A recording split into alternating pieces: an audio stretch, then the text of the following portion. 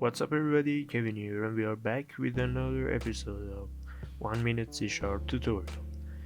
In this video we are going to use LastIndexOf keyword. Now let's start.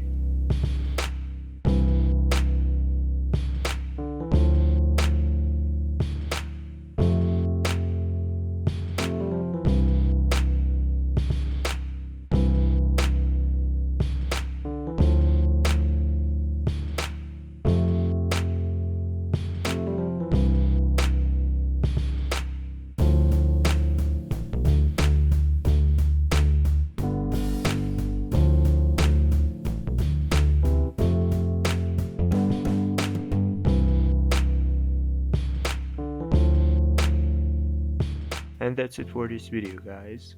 Hope you find this video helpful and you liked it. If you did, please leave a like and subscribe for more. Hope you have an awesome day and peace out.